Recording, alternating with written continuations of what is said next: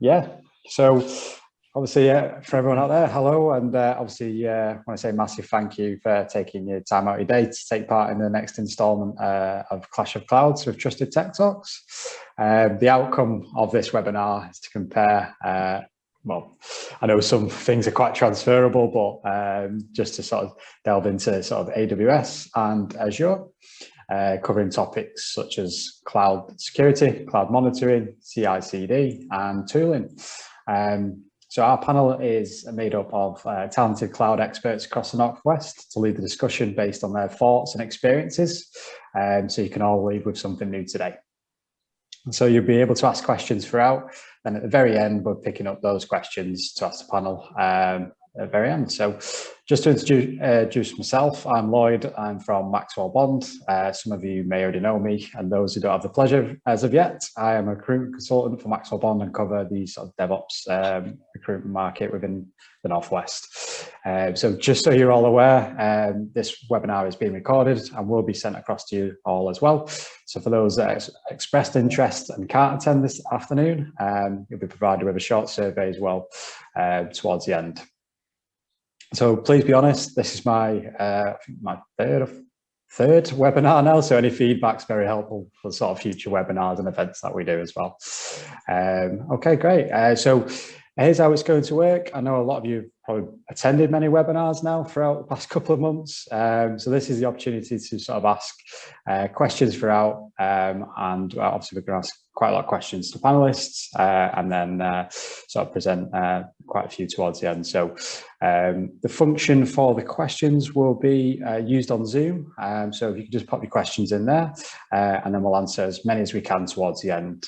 Me and my colleague Beth will monitor that and yeah, get through as many. So if we don't manage to get all the answers to your questions, feel free to pop them in the survey that we send, and then we'll ask the guys and try and get them answered for the next one.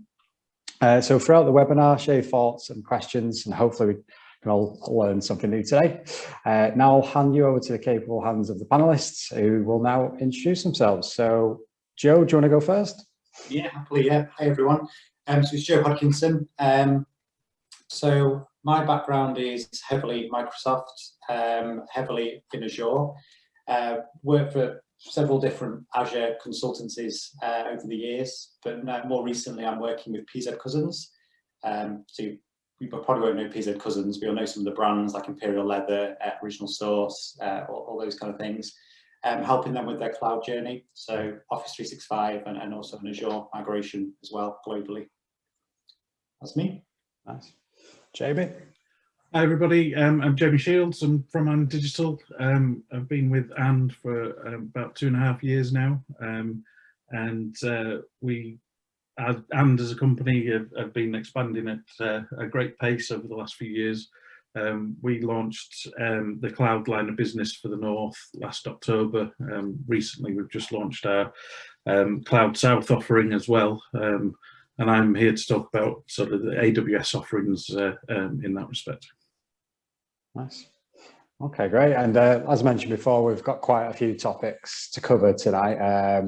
So any questions that you do have, just fire them away throughout as well. So I guess the first one that we'll sort of delve into then is more on the cloud monitoring side. So I guess from your side, Jamie, on the AWS side, what do you do over at And with the clients, with your current clients around cloud monitoring? So cloud monitoring, we utilize tools such as CloudWatch, but equally we look for using Elasticsearch for logging and monitoring capabilities. So using Logstash as a method of streaming logs from multiple platforms into Elasticsearch, and then wrapping dashboarding tools like Kibana and Grafana around those to create that dashboarding element to give that user feedback and build out those dashboards to entities. Obviously, recently AWS have launched in preview the Grafana service and the new time series databases services as well. So utilising those technologies to build out that monitoring and alerting platform. Equally on top of that, from a monitoring across the organisation and accounts, there's tools such as CloudTrail, Security Hub for that security monitoring, which we'll probably get onto a bit later on in the conversation in that respect. Nice. And from your side, Joe, I guess obviously on the Azure side, from cloud monitoring, what do you kind of cover? Yeah, I mean, it's hard to talk about monitoring and not kind of delve into security, absolutely. Yeah. But Azure Monitor is the central place that you can look at logs, metrics within Azure. I mean, underpinning that is log analytics. It's kind of the central database, if you like. It's where you can stream all your data to. And you find that log analytics underpins quite a few different Azure services, Sentinel, for example, and again, we'll come back onto that when we talk about security. But Azure Monitor sits on top of that. Within Azure, you can do metrics. So you can view things like, my CPU's running hot, am I using too much memory, all the way through to logs, what's actually happening within your environment, those text fields as well. Just as Jamie said, we can stream that into dashboards, visual representation of that. Azure Monitor can do that, Log Analytics can do it. We can also do that with Grafana as well, if we wanted to. Microsoft's a very different company these days to what it used to be. It used to be very, very closed. You can only use Microsoft services and Microsoft ways of doing things. Microsoft is very, very open these days. So if you want to use these kind of open source third-party platforms, you're more than welcome and able to do that. Alerting as well, we can connect up into things like emails, obviously, ITSM, so if you've got ServiceNow, you can stream all of those alerts directly into your service tools. And webhooks, so if it's not got a connector already written, then obviously you can just write that and get it connected into whatever you want to. So it's very, very flexible. A bit more deep dive than that, if you wanted to monitor something like your web applications, so you've perhaps got a web app, multi-tiered application, and you want to be able to monitor things like performance or click rates or error rates, things like that, you've got application insights, which gives you that real low-level live monitoring and performance analytics as well that you can see. And again, very, very visual. It shows you straight away where you've got problems in your code or in your web apps. Nice. And then obviously that leads on quite nicely, like you both said, into sort of the security side from the monitoring as well. And I know you mentioned quite a lot about the Azure Sentinel there as well, Joe. Is that quite new, Azure Sentinel? It's just come about on the security side. Yeah, it's been around a couple of years now, but it's certainly, you can tell Microsoft putting a lot of focus into Azure Sentinel. So Sentinel is a SIEM, so event management, security incident event management. So you stream all of your security and your events into one single place, and underpinning that is log analytics at the end of the day.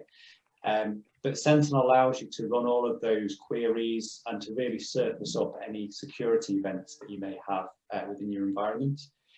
So Microsoft have got close on, I think it's 90-something connectors now out of the box into different security tools. Think your Cisco's, your Junipers, your firewalls, Office 365, Azure itself with Security Center, all of that data is streaming into one place, and then very much allows your security team, your security analysts, to do that real deep dive across there. Nice. I guess you could think, if you've got a security event, perhaps Jamie's logging in to an account and he keeps getting the wrong password, or perhaps Jamie's trying to hack something in a company somewhere. Security Center will detect that, all that Azure AD information is all streaming into Sentinel, and then it's able to be surfaced up and alerted upon. Okay, great. And Jamie from AWS, the AWS side, and yeah, I guess what do you use on the security side?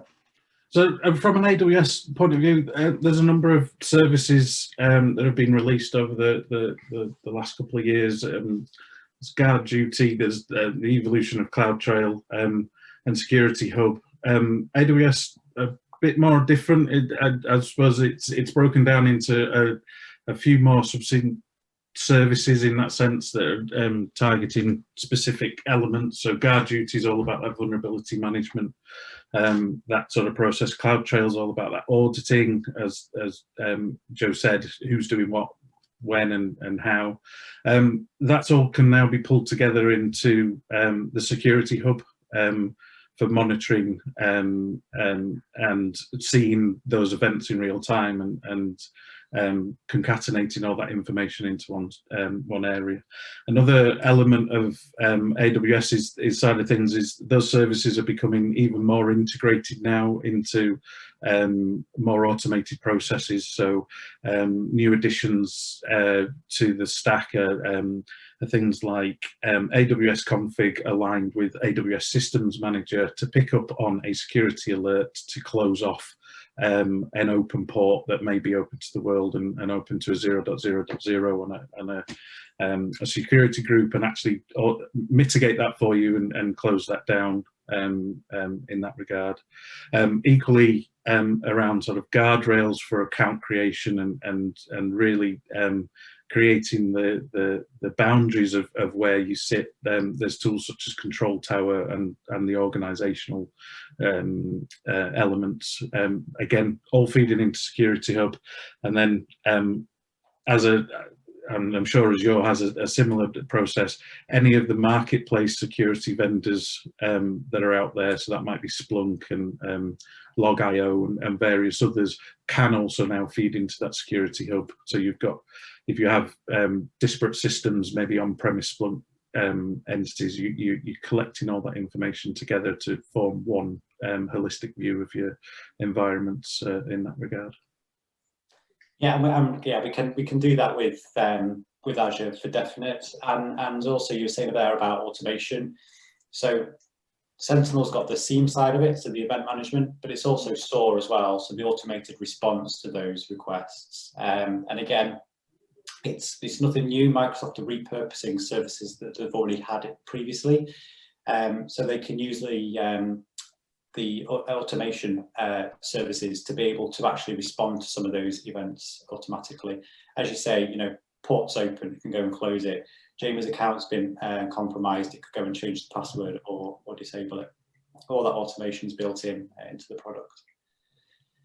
I think as well, it's Microsoft is a very different company from being a very open company. Microsoft as well, I think, probably hasn't traditionally been seen as a security company, but it is very much now becoming security centric, not just with cloud security, but also endpoints as well. So you've got Microsoft have finally settled upon a name for their security suite. So you've got Defender, which they put across all of their different tool sets now, finally. I think someone in Microsoft marketing's paid by the number of name changes that they do. But we finally got that. So we've got Azure Defender, which takes a lot of the different services all bundled together into one service. Microsoft get I think it's the second most attacked network on the planet, according to them. So don't quote me on it. According to them, that's true. But they get about 1 billion signals a day from logins being attacked, etc. And they feed all of that back into their machine learning that they make then available to customers as part of the security products. So although it's not traditionally been seen as a security company, it very much is these days. Nice. And what would you say cloud security has been? I know it's always been there, but it seems to be a big topic at the moment. Everyone wants to, you know, make sure it's right. Would you say that's just become a bit more of a focus over the past couple of years, or? I'd massively so. I think one of the in my opinion, I think one of the biggest elements, Joe alluded to it there, these networks are being attacked. They're being attacked and attacked and attacked. The learning that AWS and Azure, and we speak for both parties here, the data that they're picking up and feeding that back into the changes and those adapting the systems and changing how companies approach those security models and that security, forever trying to move it forward or changing the aspects of things.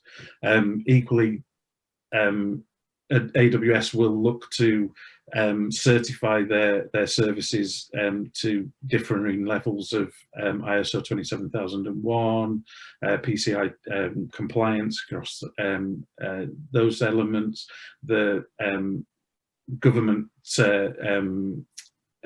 NIST and DIST standards that have to come out for GovCloud to work and all these things. So in that just the iterative process, yes, the services are always looking to stay that one step ahead, shift the security focus, move the attack vector one step away from the hackers and script kiddies that are still out there doing their thing. Yeah, nice. Yeah, exactly. And Security Centre's got something very similar, you know, those regulatory compliance standards surfaced up, really nice dashboard. Will tell you, it doesn't certify you are 27001 or the whole host of other certifications there are, but it certainly gives you a really good indication as to how compliant you are towards that certification. You need to be really careful with all this stuff though. Sounds really good. All these log streamings, all this analytics being done, all this Security Center, it does cost. On both sides, you know, AWS and Microsoft, they are charging for this. And it used to be quite simple, you know, you went out and bought a license for something and it was quite obvious you were buying the license. Now it's really easy to go and click some buttons in a portal, start streaming through Sentinel, for example, and to really start to see your costs increasing. So if you're turning this stuff on, you really need to make sure that you are actively monitoring costs. Yeah, I think on that as well, it's good to clearly define your cloud strategies. It's good to run your well-architected reviews.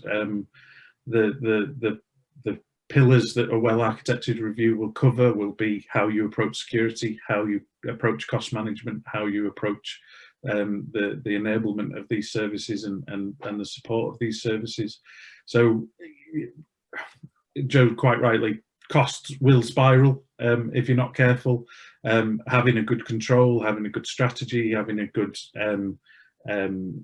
process to wrap around those elements. Use the target the things you need to target.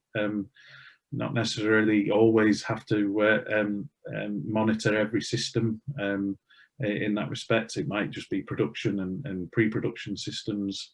Obviously, keeping an eye on things like GDPR and those kind of things can come into play as well. So yeah, Joe makes a good point around the cost. Yeah, I've had that discussion with many customers before. I mean, you talk to a security team and it's like, turn it all on and monitor everything.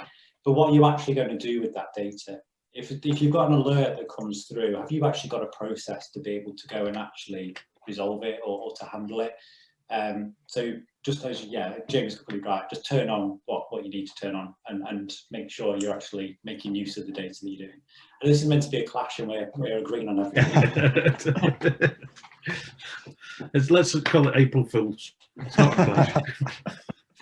That's it. It's gonna. Sorry, go on, Joe. So I was going to make another point that so part of Azure Defender again, being Microsoft is open company that it now is, they can also monitor hybrid cloud as well. So Microsoft have a service called Azure Arc, which allows you to manage or monitor or control services that aren't necessarily just in Azure. So you can manage and monitor and control services in AWS, you know, virtual machines, etc. You can monitor them from Azure and also on premises as well. So if you're halfway through your migration or you haven't quite started moving into the cloud, you can use Azure Arc to be able to have all those on-premises VMs monitored and managed by Azure. So think things like Azure policies, updating, etc., can all be managed from that one place, even though the resource isn't yet in Azure.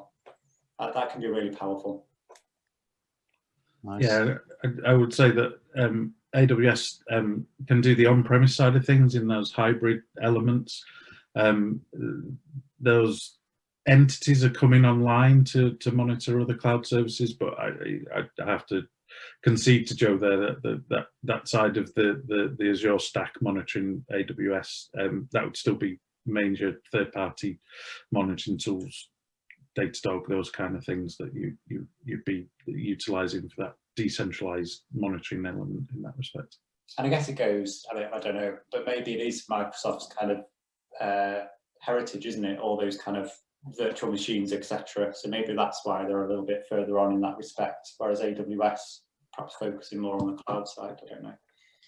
I think it's really important as well. We've talked about things like virtual machines and obviously some of the network stuff, Azure firewalls, policies, things like that. But as we start to make use of more cloud native technologies, it's really important we think about things like container registries and how do we secure and manage AKS, Kubernetes services in Azure, and not just focusing on those more traditional virtual machines and networking security. Yeah, again, AWS off the bat with container registries are encrypted by default, now have vulnerability scanning at the touch of a button, and policies around that to stop anything going out that may allow a container out with known vulnerabilities in it and that side of things. So I think there's that certain shift to on the mark vulnerability scanning at the time that Docker images or containers are pushed into the registries is a big step forward in that respect. Does AWS have a layer 7 firewall that they can use, or do you rely on third parties doing next gen, Junipers and Cisco's, etc.? No, so the WAF Shield components and the AWS WAF is that layer 7 firewalling technology. So they deploy now WAF and WAF Shield. WAF Shield is just an advanced element of the WAF capability, but they also have the new layer 4 network load balancing VPC infrastructural elements now that have just been turned on. So that whole raft of layer 4 to layer 7 firewall management in that respect has been around for quite a while.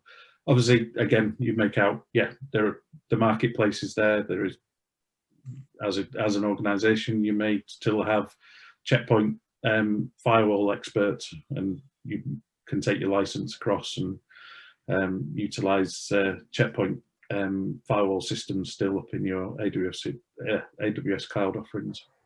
Okay, as I've had many conversations with customers, so Azure has Azure Firewall.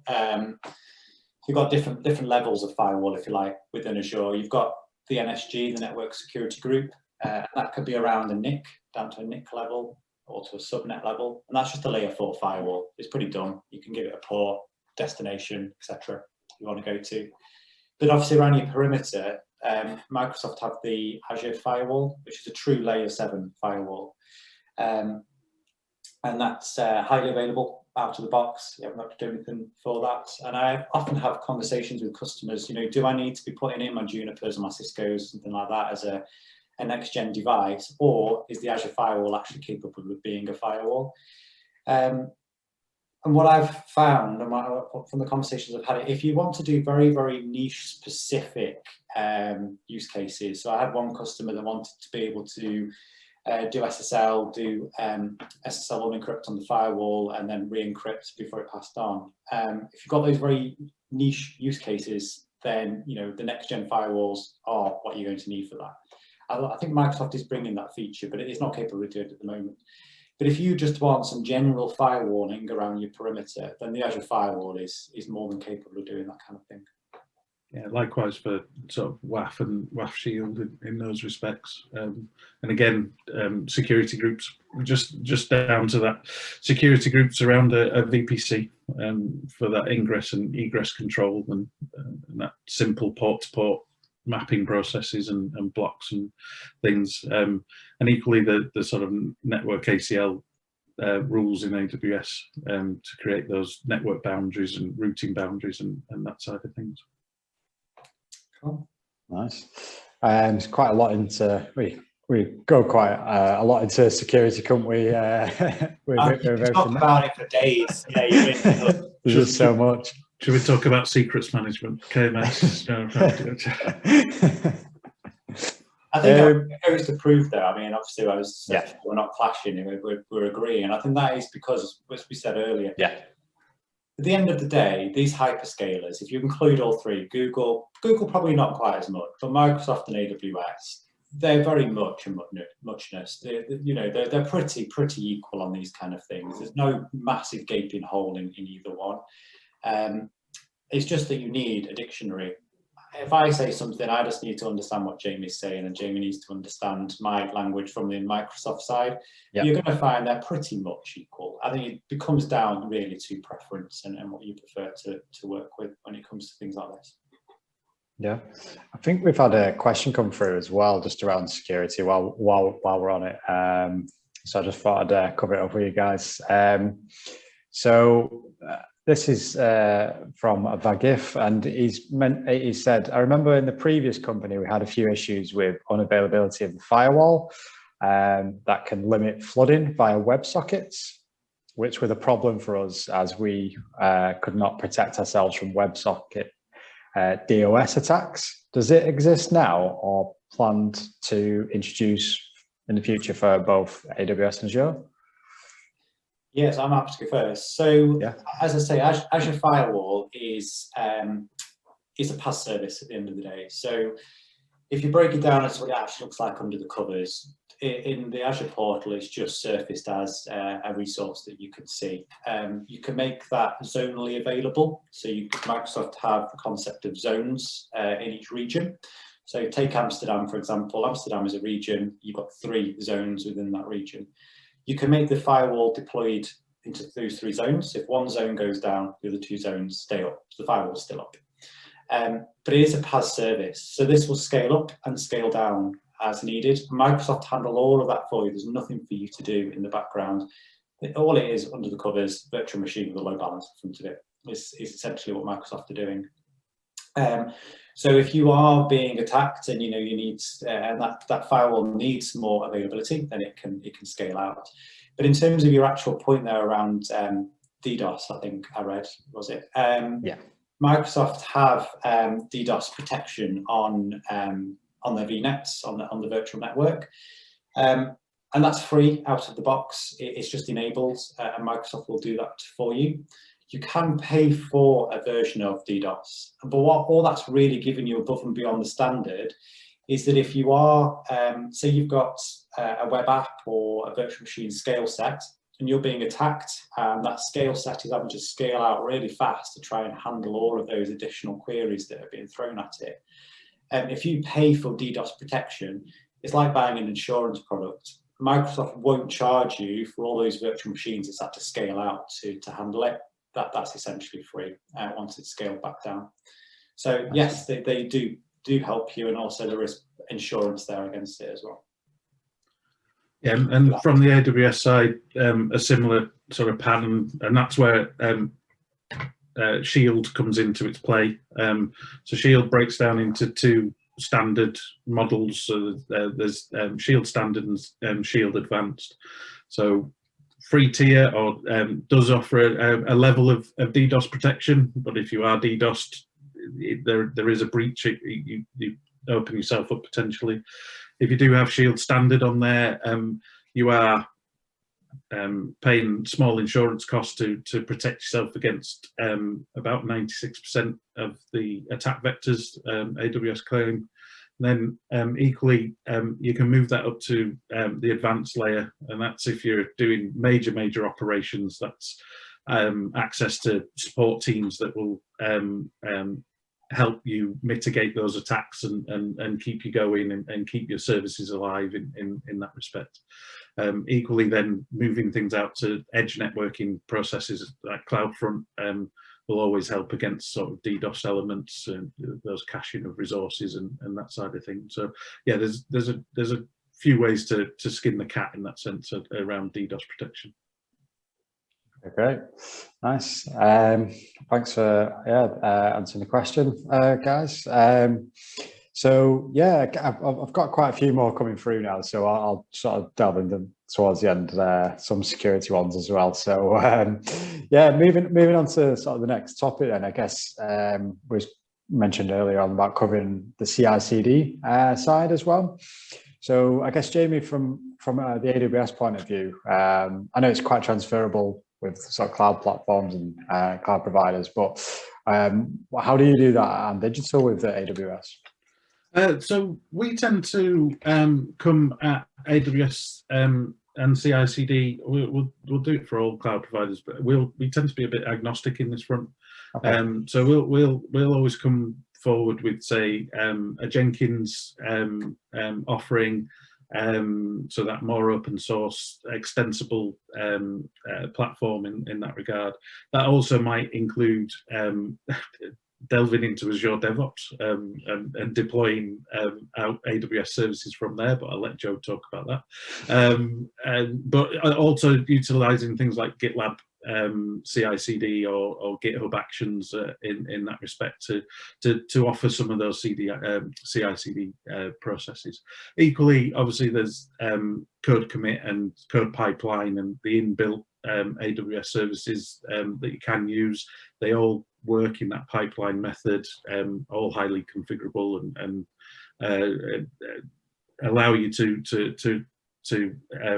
either stay within the AWS universe in that respect, or like I said, take a bit more of an agnostic approach when you're deploying CI/CD services in that respect. Okay, great. Over to you, Joe. Yeah, so the Azure can be configured, managed through code. You've got many different options. Popular ones are PowerShell. If you want to do automation with PowerShell, crack on. You've got the CLI as well, command line interface, and again, completely agnostic to how you want to do that. I'm on a Mac now. I work on a Mac most of the day, using PowerShell on Mac, all the CLI tools integrated into Mac. If you didn't want to do that, you didn't want to install the PowerShell modules, etc., on your machine, you can even do it through the portal. So you can actually load up a bash window or a PowerShell window within the portal and manage Azure that way. Moving on from that, obviously you've got ARM templating. So ARM templates, Azure Resource Manager templates, JSON templates, known as well. That allows you to basically build out your resource. Virtual machine, networking, firewalls, anything that we've talked about tonight can all be described and defined as an ARM template.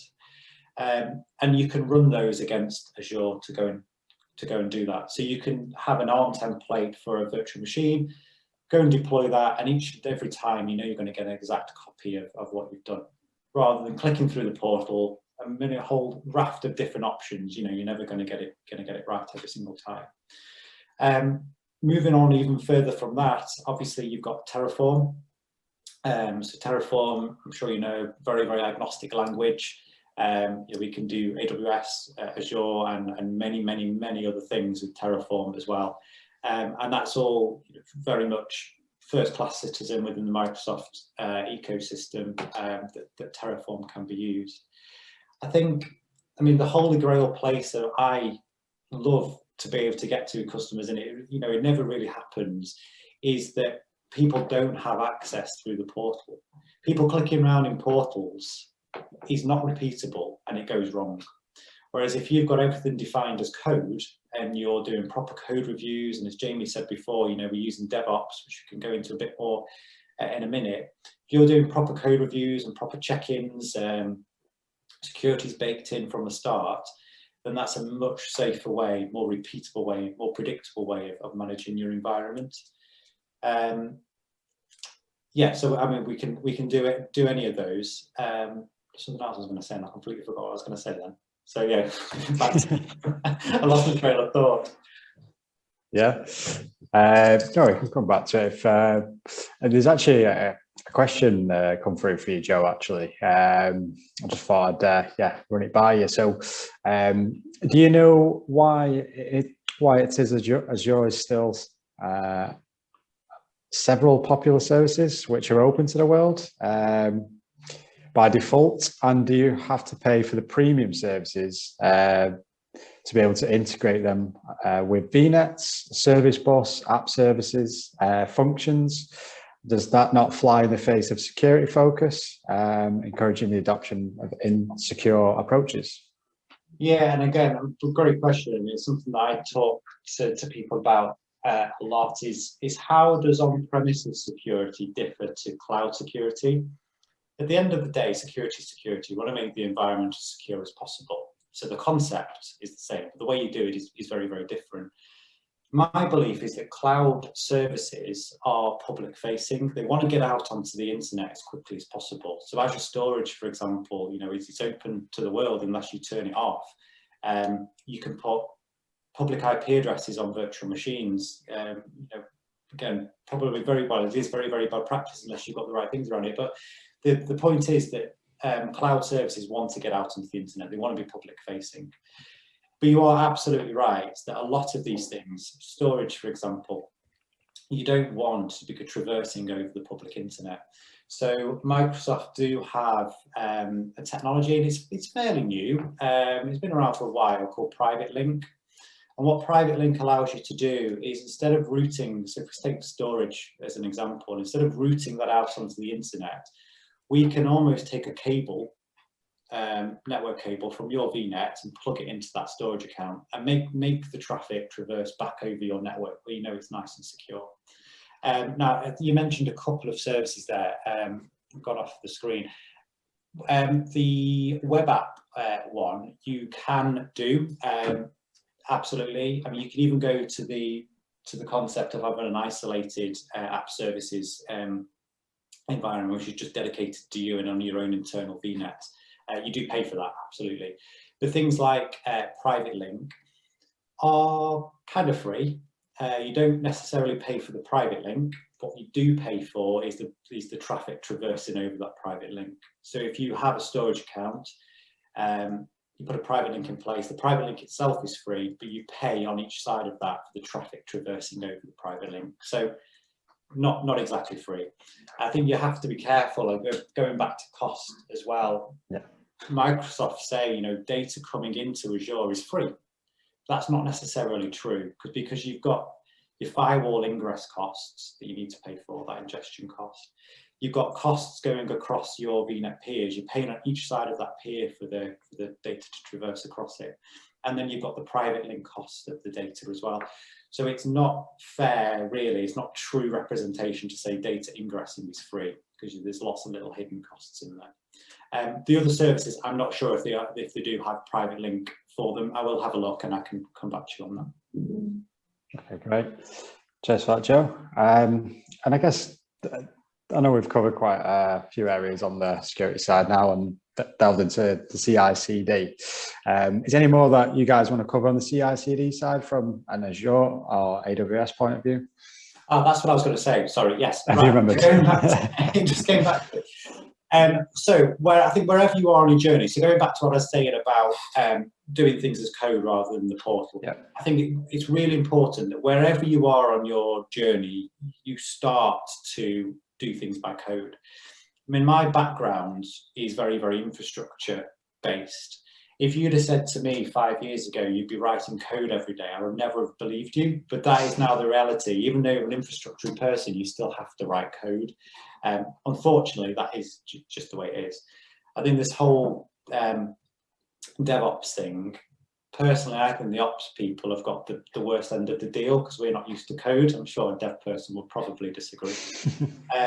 But I think it's really important that you do that wherever you are on your journey. I think Terraform is a fantastic way to force that, because once you've gone down that Terraform route, you have no choice. You can't start meddling in the portal, because if you do, and then you rerun your Terraform, you're going to lose those changes. So Terraform is definitely a mindset. It's very much a cultural shift in the way that you're working. And just to pick up on that, obviously, within the AWS side of things, there's CloudFormation for that infrastructure as code element. Terraform is a bit more agnostic in that that view. Recently, though, AWS have released the Cloud Development Kit, which is essentially a framework wrapper for CloudFormation. So to try and get that more infrastructure as code way of working and automation into a developer's mindset. So it supports TypeScript and C# and the ability and Python to write out infrastructure as code elements as part of a more succinct development track in that respect. So you may have your ops people using CloudFormation or Terraform. You may have then your developers supporting that with CDK and CDK processes in that respect. Okay, great. I think I've got a question as well from Vagif that I asked before in regards to just going back to the question now, in regards to the DOS WebSocket. He's actually mentioned that, rephrase the question basically, is it possible to limit the traffic from one source or IP address at WebSocket level? Seems it is not available yet anywhere. I've read it before. I don't believe it is possible. No, it's definitely not possible on something like that, firewall or something like that to do. Whether there is another service, I can't think of one that you could do that in the Microsoft world.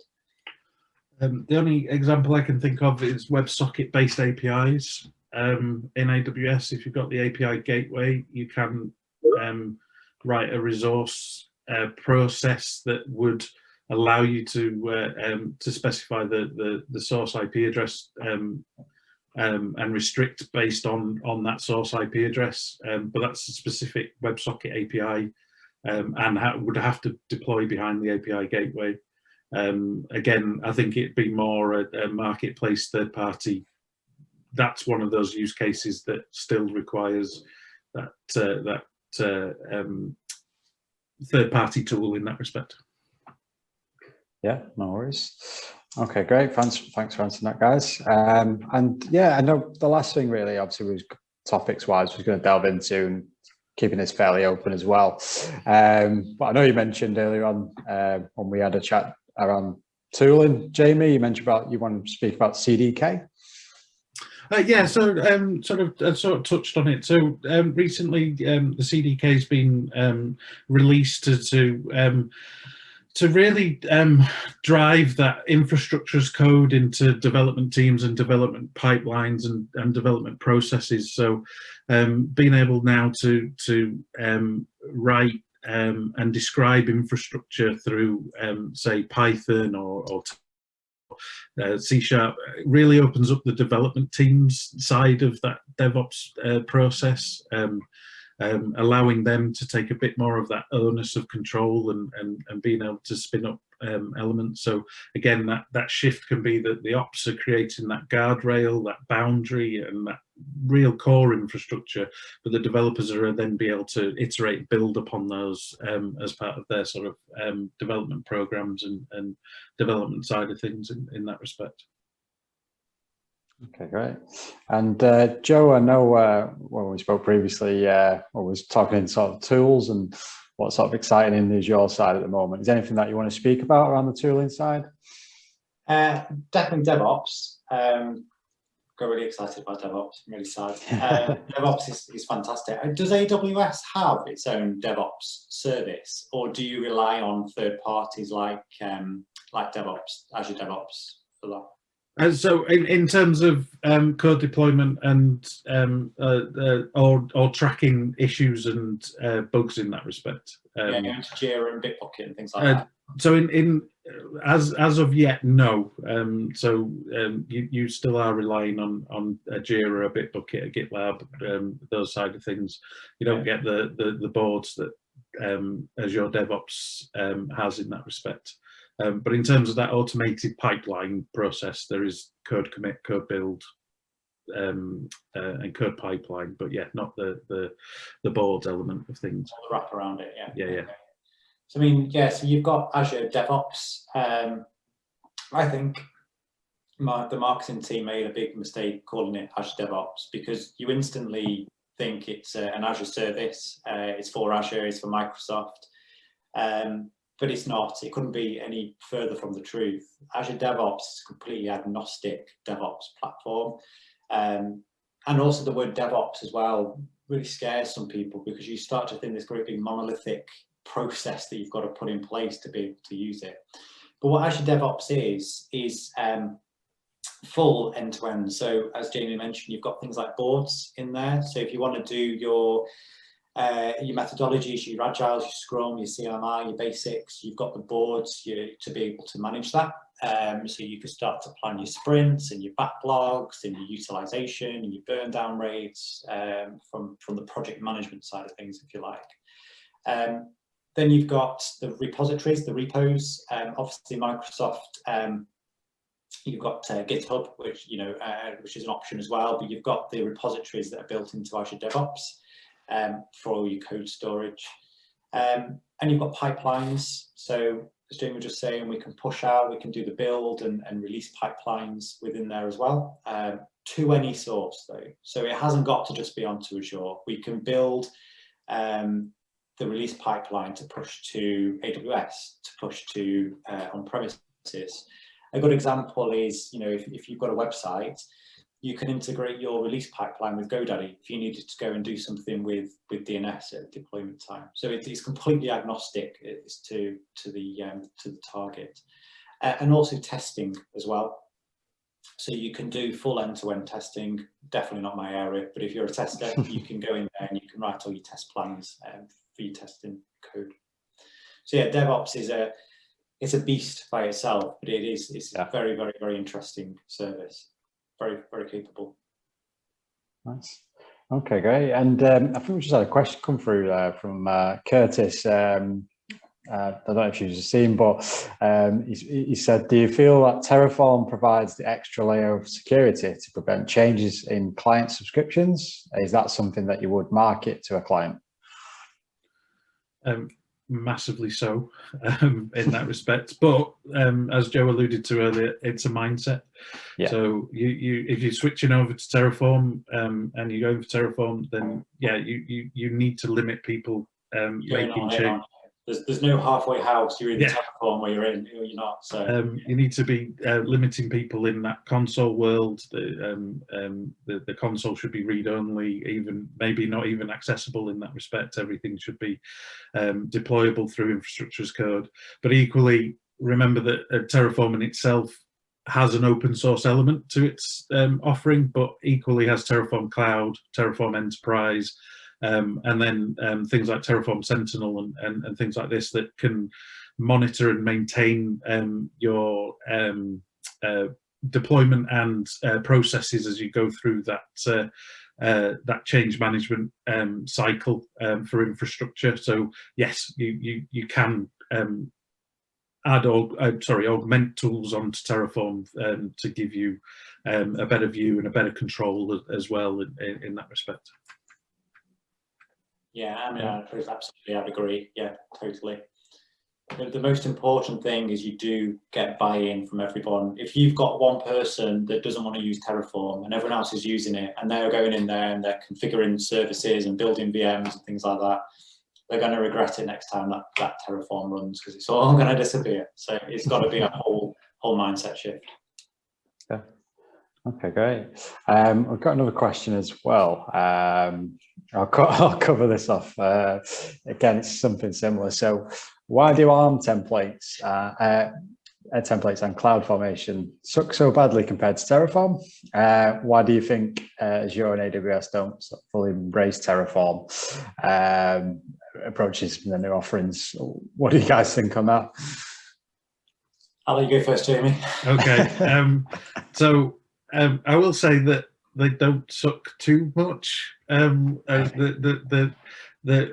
that just like an AWS service and Azure service, there is a third party or outside version trying to do it.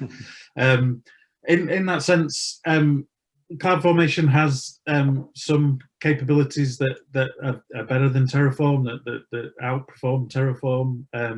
But from that agnostic approach, and that I would say that to really build out a standardization, especially if you're running in AWS and Azure and or GCP and or Alibaba, you start to bring in a bit more, using something like Terraform, you start to bring in a bit more of a standardization model, a standardized approach to how you develop modules and tools in that sense. And there's less context switching if you're in a multi-cloud environment. Equally, there's less context switching if like, and you're a group of consultants. We'll always go out with Terraform because our engineers are trained in Terraform and really drive that message out there. But I get where you're coming from when you say they suck, but they don't suck too bad if you get to use them in large scale processes in that sense.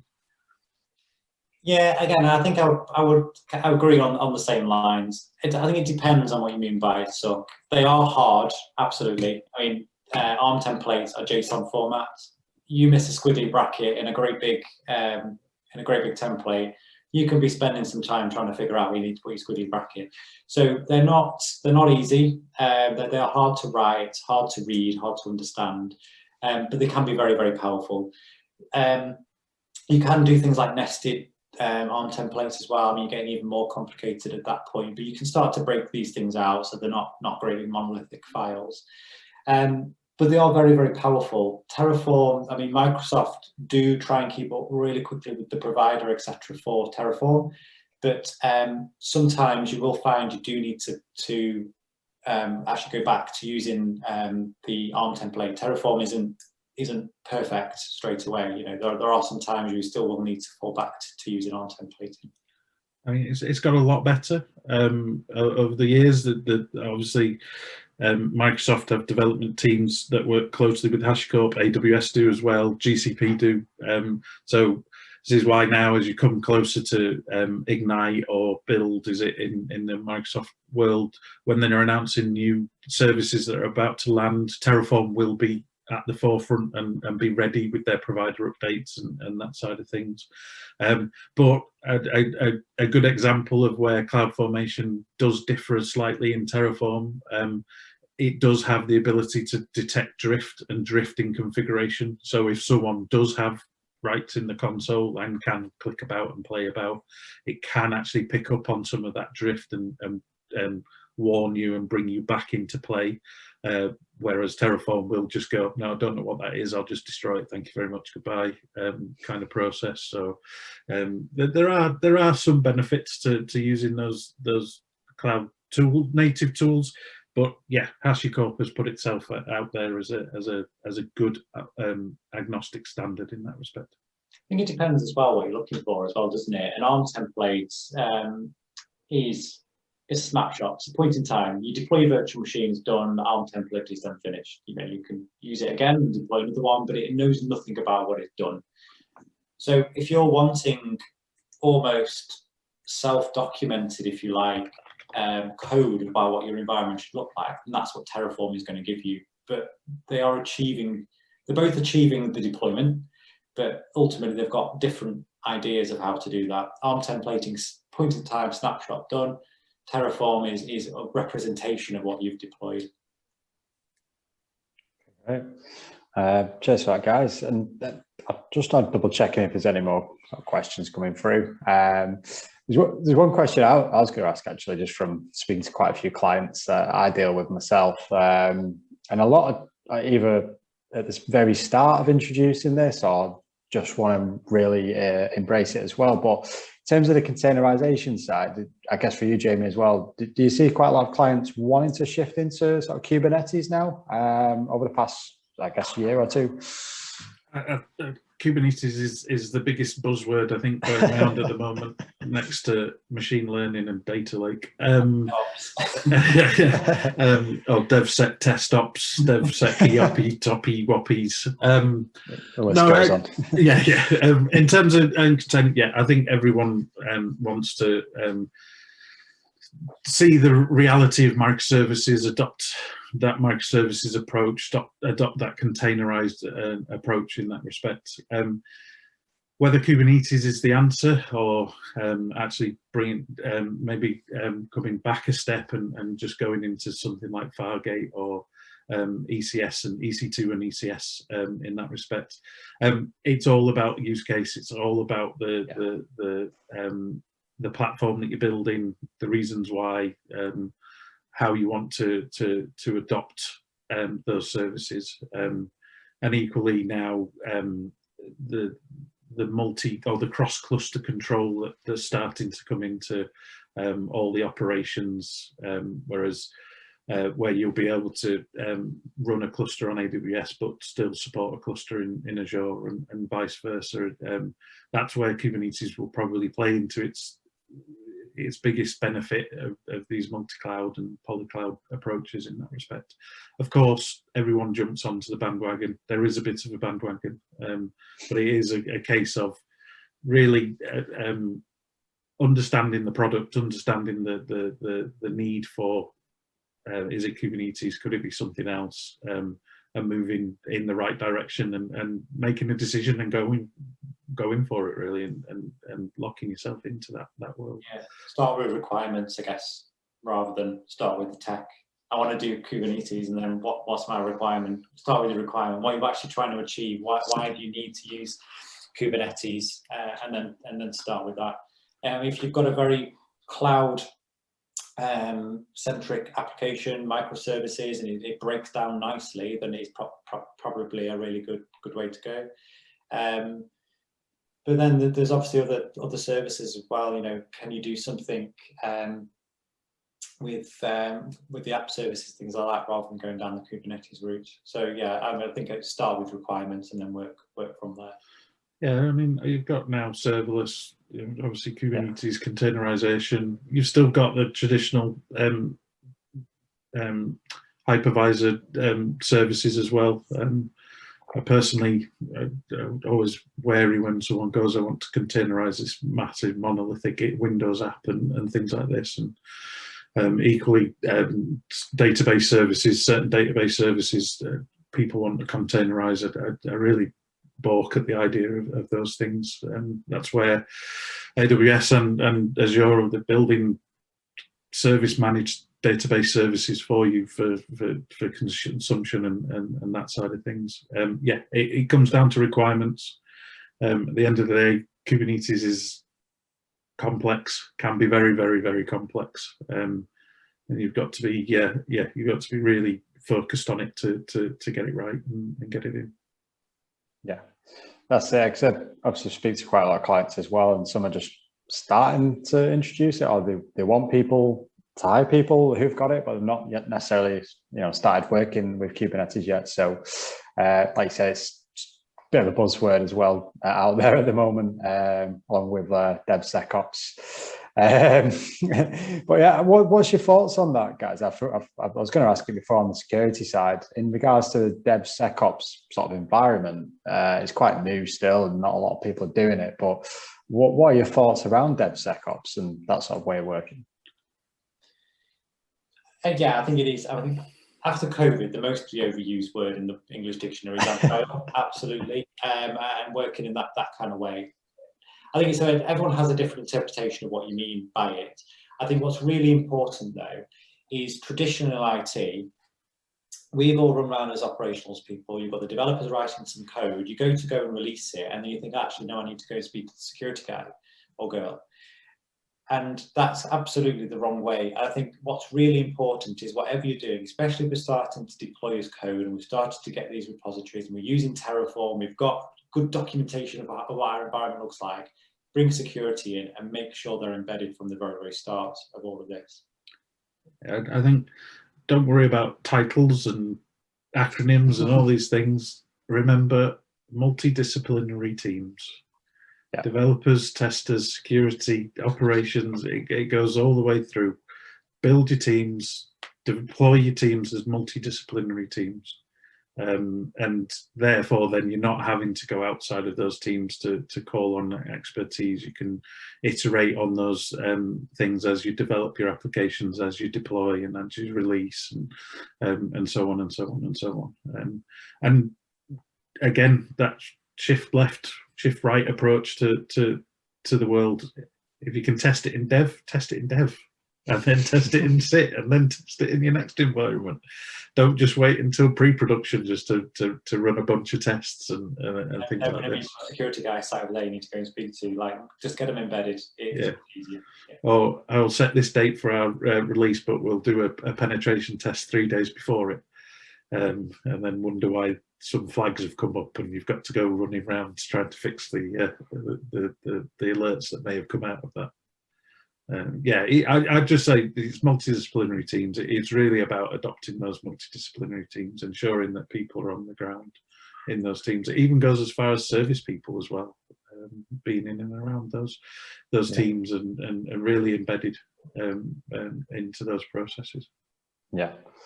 Okay, great. And just one thing lastly from me, really, because unless anyone else has got any questions that they want to fire away to Joe and Jamie, just to sort of as we finish off.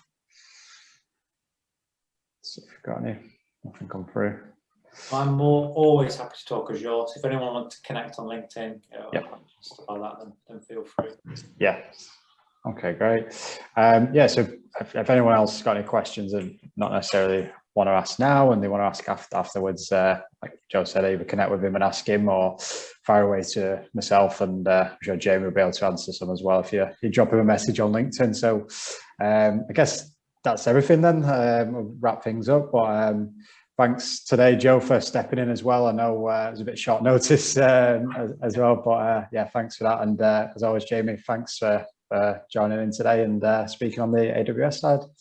I hope everyone sort of learned something new today around the sort of topics that we did discuss. And like I said, if you've got any questions, either drop Joe or Jamie a message afterwards, or myself, and we can get them answered for you as well. And I hope everyone had a good evening and enjoy your Easter holidays.